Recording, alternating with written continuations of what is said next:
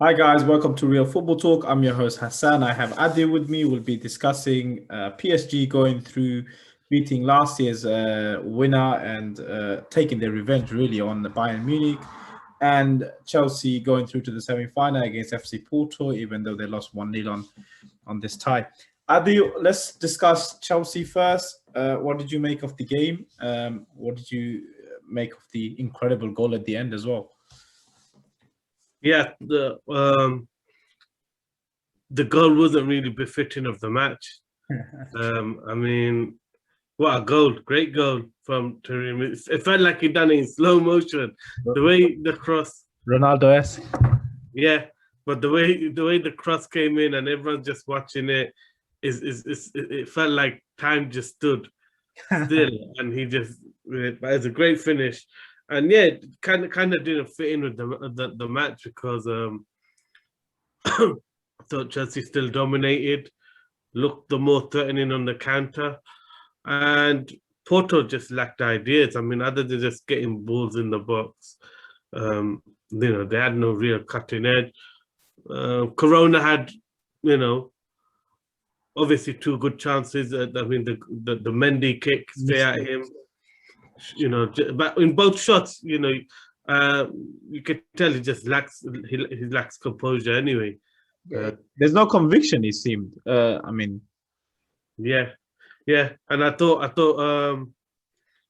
yeah, I mean, it was comfortable. Chelsea never played with too much risk. They still dominate the game. They still push players forward.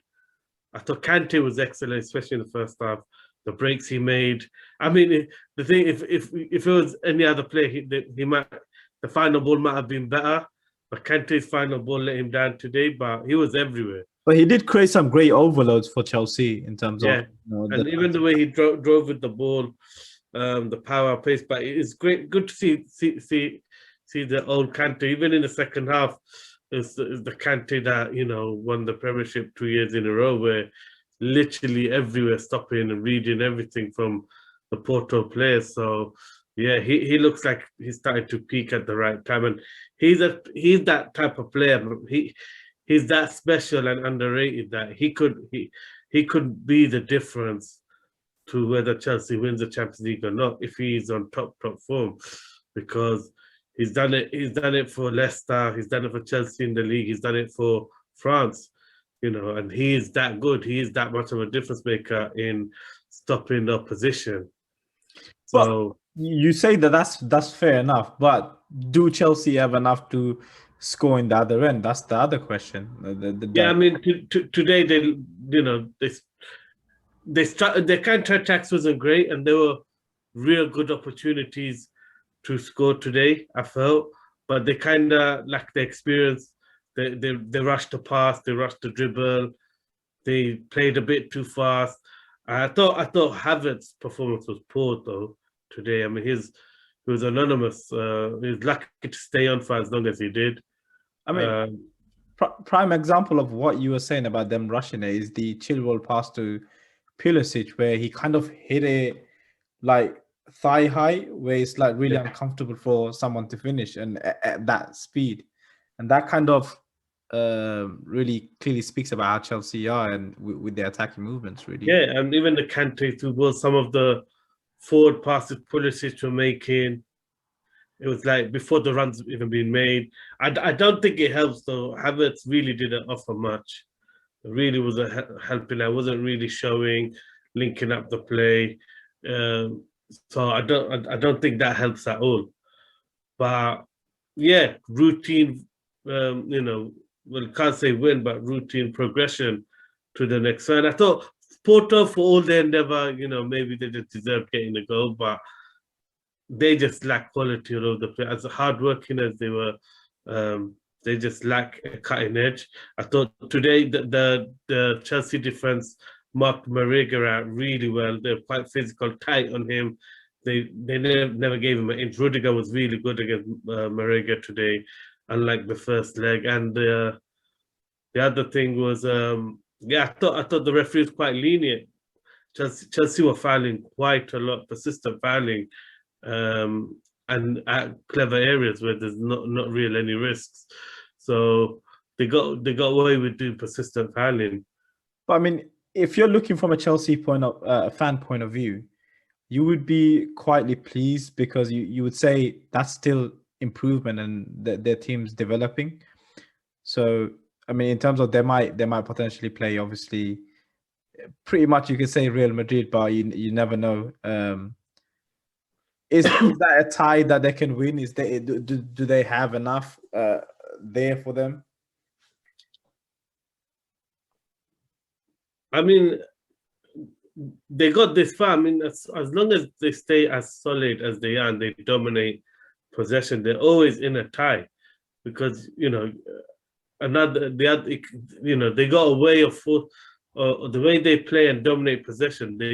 I could see opposition managers maybe taking risks to kind of open up this Chelsea team, and then Chelsea will have a chance. But I wouldn't make them favourites because of the fact that they still lack a clinical cutting edge, and you saw that today. I mean, at no point did they look like they had the ruthlessness to finish the tie off.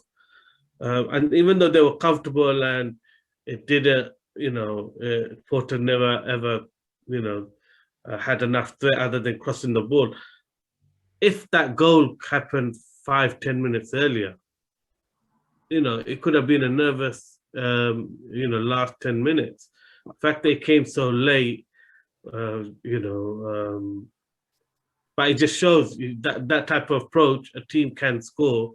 Better teams than Porto will score and create better chances. So, yeah, even though they're comfortable, it wasn't entirely convincing either. I mean, ultimately the game is hinged on the error by the right back in the first leg, because that Chilwell goal proved to be the most important goal.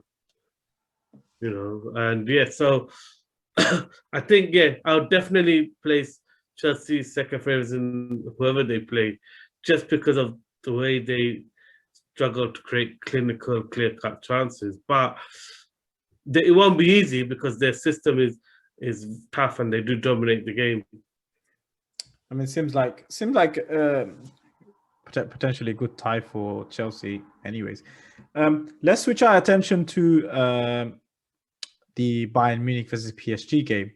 What did you make of that? And Neymar again shining, everything apart from just the finishing touch, really. Yeah, I mean, it was kind of role reversal of the first leg, where this week it was Mbappe putting it on the plate for Neymar. Neymar had a lot of chances. I was surprised at how poor Bayern were today. I felt PSG dominated the game, created the chances, took the game to Bayern. And even though Bayern won the tie, I mean, they have to puffed. I mean, in that second half, they didn't create a chance of note. They didn't create any chance in the second half. Did they lack ideas? It seems like they haven't got enough. Yeah, I mean that was the thing. I mean, they only looked a threat when Diallo came off injured and Baka came on to replace him. And Sané, that was like the only time Sané was able to beat his man. So I don't know what's up to Kingsley Coman. I don't think they go down his side enough. They look to attack down Sané's side too much for me. But yeah, I mean, other than just crossing the ball into the box, they had no other threat. And maybe that was partly to do with the first leg, where those crosses caused the PSG defense a lot of problems. But today they dealt with it really well, and Pereira done well against the crosses in the box. So yeah, it's kind of surprising how comfortable it was for PSG and how many chances they created. I mean, on the counter, they looked absolutely amazing. I mean, Neymar in the second half talk about really every single time it looked like Bayern were maybe building up some pressure through possession, not necessarily chances. Neymar will go on a run and win a free kick. I mean, And we're not talking about any of them. He's going past 3-4 players all the time. And I felt, on the Bayern really struggled with the front four of PSG today. They committed fouls and foul in the second half. And they had no answer, really. This is what I was going to say to you, is it seemed like the Bayern back four could not handle any of the players because they were just going past them for fun, really. If you look at Di Maria going past, Alphonso Davies, who everyone, I mean, we were raving about him last year, about how he was performing, but he got ripped to shreds, not just by Di Maria, he got ripped Drexler as well. I mean, Drexler I thought played really well. And they changed they've changed the personnel around slightly, because in the first leg, they had Draxler more in the 10, and then he kind of was playing like an advanced midfielder in the second half. But this time they left Draxler on the left, and he looked like his old self. Pavard struggled with him. I thought Boateng really struggled in the second half. And he's committing a lot of fouls. So I was expecting it to be a bit more tighter and Bayern to dominate like in the first leg, and really just shows how much the first leg, their superiority they didn't take advantage of has cost them. But do you think this is where Bayern's maybe arrogance or the manager's arrogance kind of cost them here, being at home and being so open and maybe not, going a bit more defensive or kind of set up? I mean, it's hard to say because Bayern, they're successful in that all-out attack approach. I mean, they back themselves to outscore the opposition. And if we be honest, I mean, we said it last time. I mean, the Bayern are missing their best two attacking players, Gnabry and Lewandowski. I think both of them were on. The result might have been different in whether Bayern went through or not, because the first leg especially, I even felt today, Choupo-Moting offers nothing. Even though he scored the goal, his movement is terrible. He does no. He literally just stands in the middle of the box. He gets goal, though.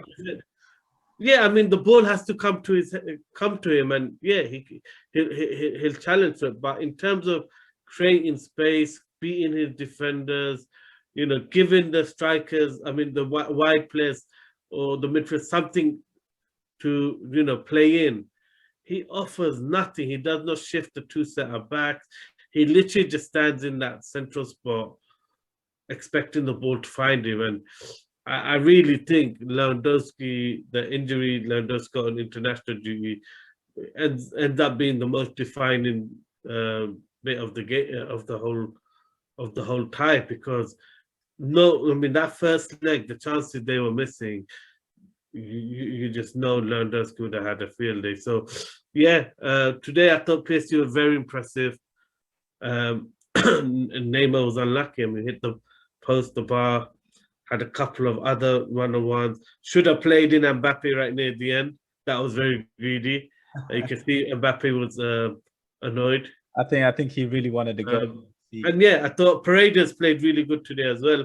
He made a huge difference. He played very good today as well. So, overall, good performance from PSG. They looked really sharp. Do you think these front two or front three of PSG will be too much for most of the defense or the defenders coming up? Say for example, Man City obviously have the heads up against Borussia Dortmund. Do you think they will have too much for that defense of Man City? But they'll definitely create chances because the way Man City play. They're gonna play high line. I've seen them adapt during games, so I don't think they'll stick to the high line. They will eventually drop deep and respect PSG a bit more. But when they're in full flow, their natural is to keep a high line. So that's going to be interesting to see how they how they handle because there hasn't been a game this year where you felt like Rodri has had to stretch himself as a defensive mid. So it'll be interesting to see if they play Fernandinho and Rodri, or are they going to go with just the one? So yeah, the adjustments Pep makes is going to be interesting.